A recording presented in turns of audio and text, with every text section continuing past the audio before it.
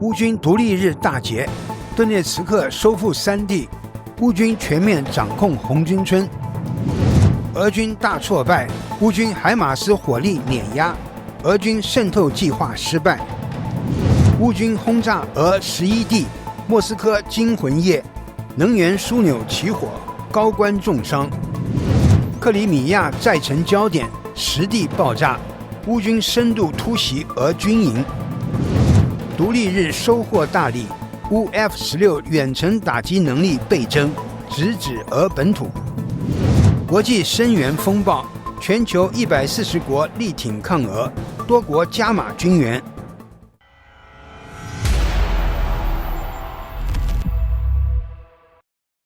好，现在开始我们今天的新闻报道。乌克兰迎来第34个独立日之际，前线传来捷报。乌克兰武装部队总司令希尔斯基宣布，乌军在顿涅茨克州收复了3个村庄，以实际战果向全国献礼。据悉，乌克兰特种部队与第3军团联合行动，成功在新米哈伊里夫卡一带发动反攻，将俄军赶出阵地。初步估计，俄军损失约1个连的兵力，被迫从其他方向调遣援军。另外，驻扎在泽列尼海和沃洛尼米夫卡的俄军也仓皇撤退。在顿涅茨克地区托尔斯泰附近，乌克兰军队成功俘虏了16名俄罗斯志愿军团和 GU-2 部队士兵。在独立日当天，乌军向俄军阵地空投传单，直言入侵者永远无法理解乌克兰人为何拒绝成为俄罗斯的一部分，并警告俄士兵终将成为乌克兰黑土地的肥料，誓言守护自由与独立。最新战报还显示，乌克兰军队几乎已完全夺回顿涅茨克地区的波克罗夫斯克城及红军村全部地区，并在南部边缘构建了新的防御阵地。此前，乌军在该城多块要地成功反攻，并在多布罗皮利亚突出部对俄军形成包围。尽管沿延伸方向的战斗仍在进行，但总体形势已由乌方掌控。俄方则持续宣称在红军村取得进展，否认遭受挫败。据英国《每日电讯报》报道，自8月11日俄军向顿涅茨克推进时，乌军就发现对手企图控制多布罗皮利亚至克拉马托尔斯克高速公路这一关键补给线，迅速调动第12旅等精锐部队布控，设置陷阱并夺回多个定居点。俄军在顿涅茨克攻势受挫后，将注意力转向南部扎波罗热，但乌方同样做好防御，并在斯特普诺希尔斯附近突袭俄军2个侦察小组，摧毁当地火车站内的驻军。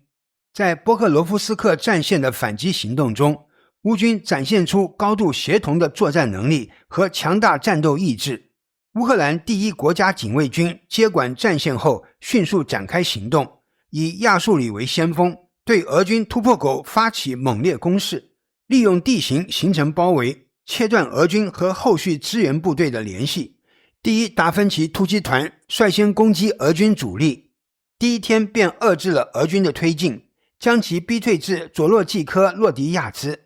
次日，乌军乘胜追击，将俄军完全赶出定居点，并向突破口南侧推进约4公里，成功夺回新顿巴斯防线。亚速里分队从南侧反击，第93机械化旅从东侧夹击。战场上到处是俄军滑翔炸弹爆炸坑，显示乌军进攻的猛烈。经过一系列激烈战斗，乌军收复库图佐夫卡，并在突破口形成2个分割包围圈，将大量俄军围困。据多方军事分析，目前约有800名俄军被围困，其中部分已被歼灭。尽管俄军试图在罗丁斯克和比利茨克之间开辟新路线以缓解包围压力，亚速旅迅速反应，切断进攻通道，并击毙数十名俄军士兵。与此同时，乌军空军在索列达尔方向成功空袭了俄军摩托化步兵旅的指挥部。制导炸弹命中后，现场浓烟弥漫，伴随强烈火光和爆炸声。初步估计，至少有5名俄军指挥官被击中。目前，乌军已有效遏制俄军在多布罗皮利亚突破的威胁，重新掌握波克罗夫斯克战线主动权。这次反击不仅极大鼓舞了乌军士气，也在战略层面对俄乌冲突局势产生重要影响，被为俄军面临如何突破包围，避免全歼的严峻考验。而乌军则有望借此次胜利进一步巩固防线，并在后续战斗中争取更大优势。波克罗夫斯克地区乃至整个俄乌冲突的后续发展仍值得持续关注。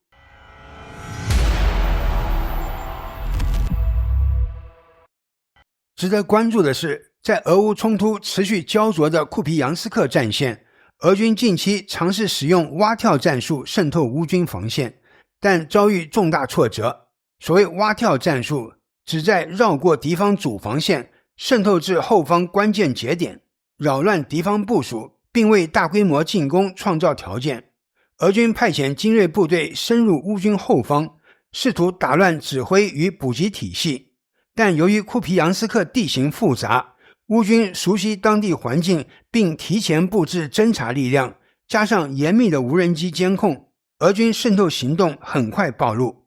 在俄军渗透部队试图推进之际，乌军迅速启用海马斯火箭炮进行精准打击。凭借高机动性和精确打击能力，海马斯火箭炮对俄军集结点、补给线路及预定突袭目标实施连续轰炸，迅速打乱渗透节奏。俄军部队陷入混乱，行动被彻底破坏，士兵伤亡惨重，装备损毁严重，后续支援也被有效阻断。在海马斯火箭炮支援下，乌军成功击退渗透部队，并稳固库皮扬斯克防线，随后对残余敌军进行清剿，进一步扩大战果。这场战斗的胜利不仅鼓舞了乌军士气，也让库皮扬斯克地区局势趋于稳定。从战略层面看，俄军蛙跳战术的失败以及乌军的精准反击显示，现代战争中单纯依靠战术突袭难以取得决定性优势，态势感知、快速反应的精确打击能力同样至关重要。而海马斯火箭炮的表现再次证明了先进武器在现代战场中的关键作用。恰西夫亚尔方向，乌军空袭索莱达尔的俄军指挥部，据称击毙摩步兵旅指挥官及5名军官，具体情况仍待核实。扎波罗热方向，乌军战机持续打击敌方目标，摧毁了一套俄军 Taurus-1A 重型火焰喷射器系统。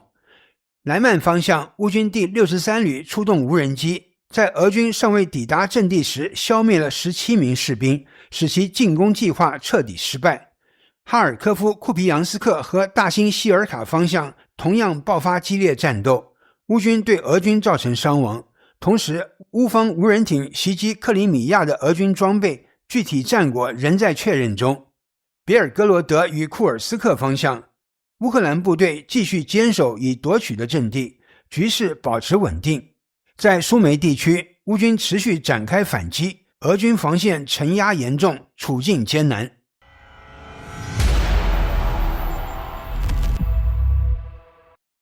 8月25日，俄军出动104架无人机空袭乌克兰多地，乌克兰防空部队成功击落76架，其余28架击中15个目标地点，并在4个地区留下残骸。与此同时，乌克兰也对俄罗斯境内展开大规模无人机攻势，袭击范围涵盖莫斯科、沃罗涅日、图拉、卡卢加、罗斯托夫等11个地区，克里米亚同样在攻击范围之内。此次行动中，乌军无人机打击了多个关键战略目标，乌斯季卢加港至少有1个码头起火，该港口位于波罗的海，是俄罗斯第2大港口，也是该地区最繁忙的能源与货运枢纽之一，承担着重要的石油、天然气和煤炭出口任务。此次火情造成的具体损失尚未公布，但事件已对外界关注俄罗斯能源出口安全再度敲响警钟。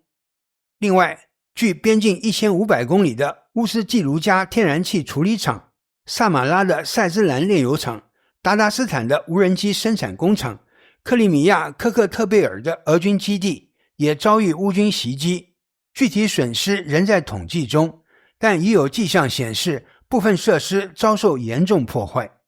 同一天，库尔斯克核电厂也发生火灾，该电厂新闻办公室表示，事故导致一个辅助变压器受损，使得3号机组的发电能力下降 50%。 国际原子能机构随后通报称，并未检测到辐射水平异常，整体核安全状况仍在可控范围内。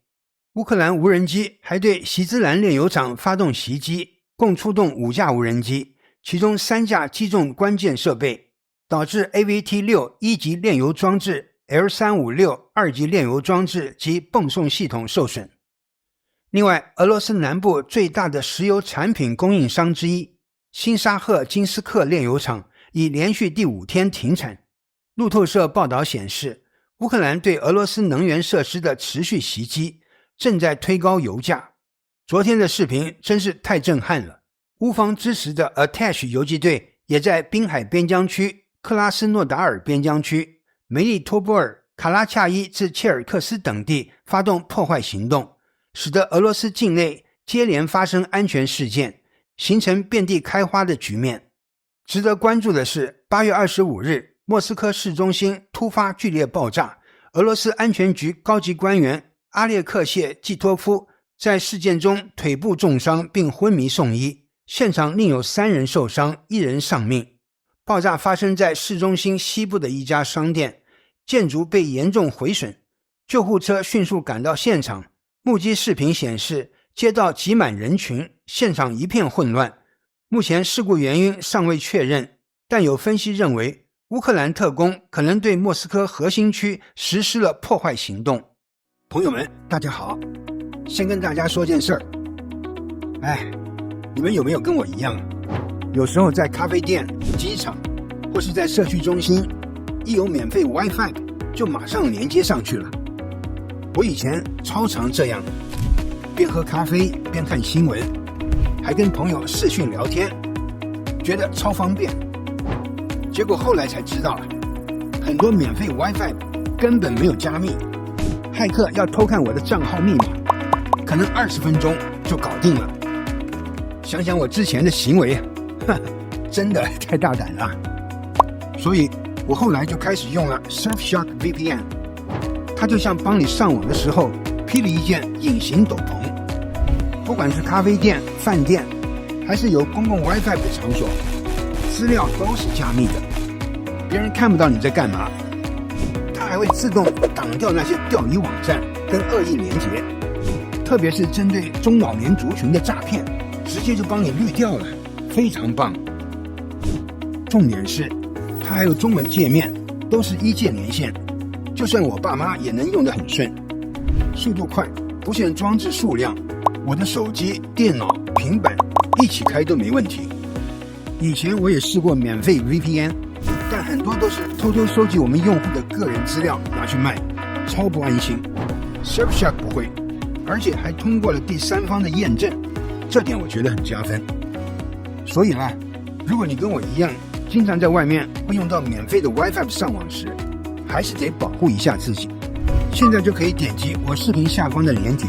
surfshark.com/more room， 或输入优惠码 more room，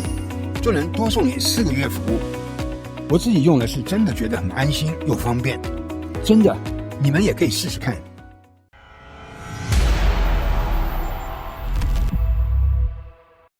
近期俄乌冲突再度升级，克里米亚成为风暴中心。多方消息证实，乌克兰出动大批无人机，对克里米亚实施了跨越800公里的远程袭击，10个地区几乎同时发生爆炸。据悉，8月25日晚，俄占的克科特贝尔地区遭遇大规模无人机空袭，俄军防空系统持续活跃到凌晨，交火声与无人机轰鸣交织。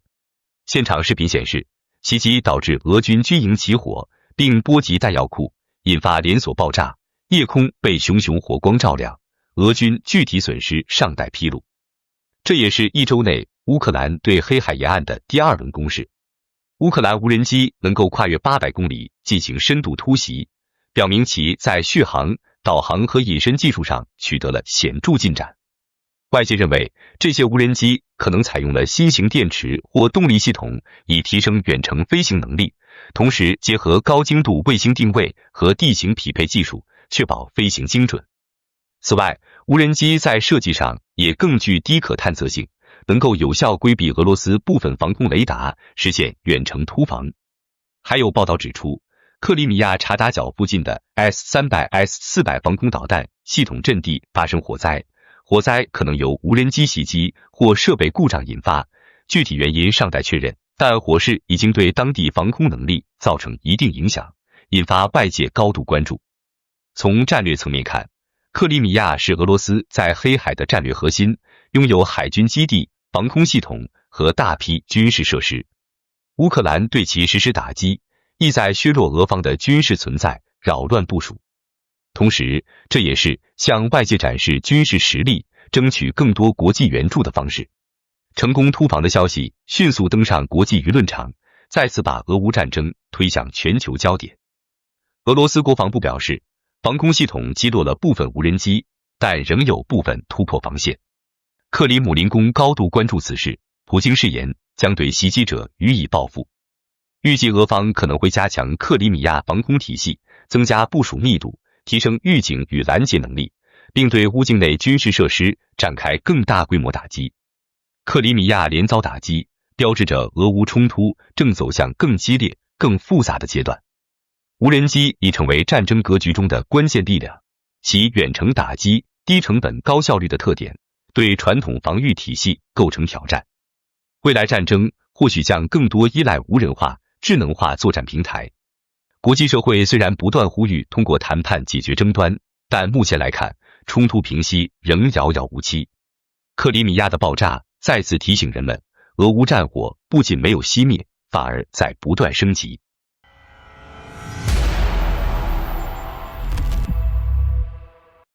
当地时间8月24日，乌克兰迎来第34个独立日，也是俄乌战争爆发后的第4个独立日。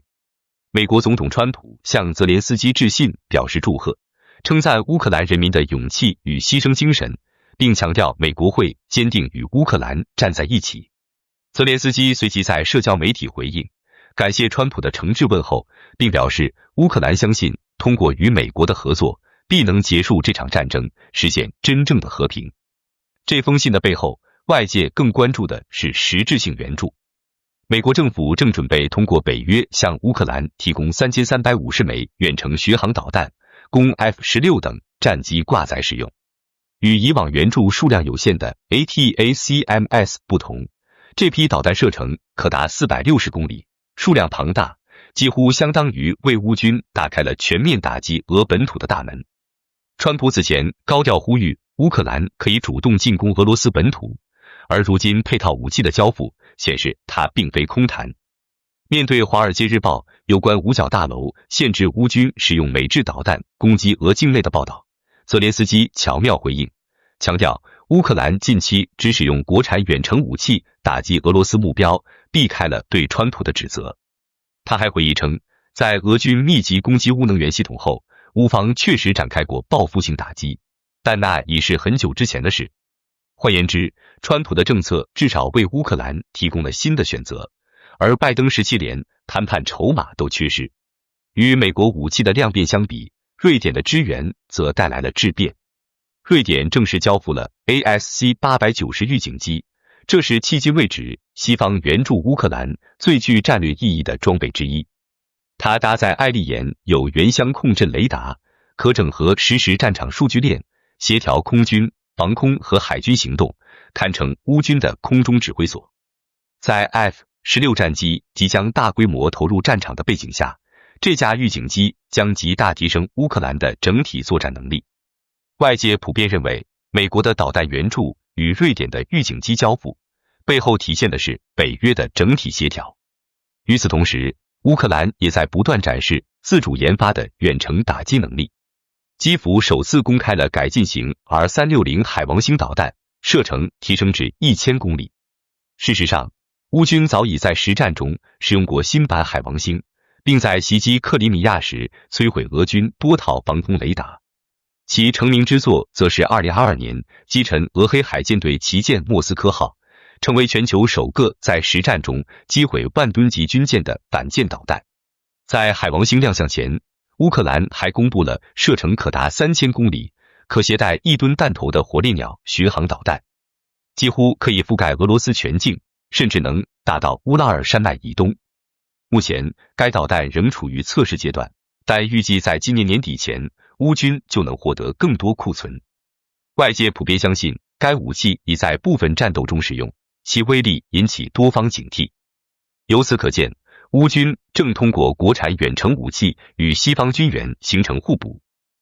乌克兰的军工实力正在以惊人的速度崛起。就在泽连斯基最近2度访问白宫时，乌方甚至向美国出口了价值500亿美元的无人机相关产品。专家预测，随着俄乌战争的延续与结束，乌克兰有望成为欧洲新的军事桥头堡，其地位可与当年的苏联军火库相媲美，甚至可能跻身全球前3大武器出口国。原因在于，乌克兰不仅继承了深厚的军工基础，还吸收了欧美最先进的技术与资金投入。如今或许还不被重视，但未来极可能成为全球军火市场的高攀不及。另一边的俄罗斯则是日渐力不从心，只能依赖中国、朝鲜、伊朗等国的零散供应。此消彼长之间，乌克兰的军工实力不仅在改变战局，也在重塑未来国际军火市场的格局。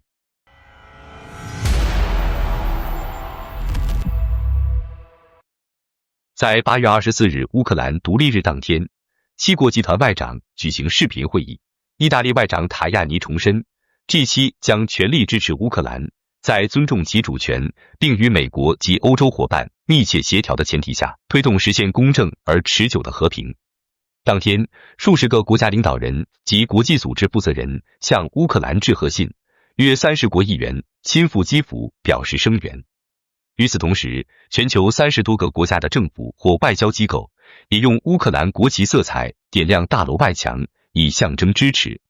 同日，加拿大总理卡尼与白宫特使凯洛格抵达基辅，宣布10亿美元新一轮军援，其中5亿美元用于采购美国武器，包括布拉德利战车、无人机及大量弹药，预计9月交付。加拿大还与乌克兰签署武器联合生产协议，由2国防长正式见证并签署文件，进一步加深军事合作。加拿大总理卡尼也指出，俄罗斯正在被逐步削弱，其经济陷入困境，而北约却日益壮大，团结坚定。另外，德国财政部长兼副总理拉尔斯·克林贝尔也抵达基辅访问。他向泽连斯基重申，德国承诺在未来几年内每年提供90亿欧元援助。克林贝尔直言，俄罗斯不应抱有幻想，德国的立场不会动摇。作为全球第2大、欧洲最大援助国，德国的支持将持续。乌克兰完全可以依靠德国。德国外长瓦德福尔早前也表示，乌克兰需要接近北约成员国的安全保障，已有约30个国家表态支持，包括日本在内。穆斯政府的立场清晰，不仅将继续为乌克兰提供援助，还向俄罗斯发出警告，俄方不可能取得胜利。另外，其他国家的援助也在加码。德国和挪威承诺提供台风2短程防空系统，斯洛伐克则出人意料地提供了5套博泽纳5扫雷系统，进一步扩充乌军的战场能力。8月25日，挪威首相约纳斯加尔斯特勒宣布，挪威将在2026年拨款85亿美元支持乌克兰。斯特勒表示，挪威将继续在战略层面为乌克兰抗击俄罗斯提供支持。今年，挪威的援助额度已达80亿美元。就在前一天，挪威还特别拨款约6.96亿美元用于乌克兰防空建设，并与德国合作，资助2套配备导弹的爱国者防空系统，同时采购亨索尔特雷达与孔斯伯格防空系统。此举显示，北欧与中欧国家在防空领域的联动正在加速。从更广泛的国际格局来看，目前全球190多个国家中，已有逾140国明确支持乌克兰，其中55个国家直接提供军事援助，再加上自愿组成的援助联盟，乌克兰的盟友网络依旧稳固，并没有出现外界担忧的退缩潮。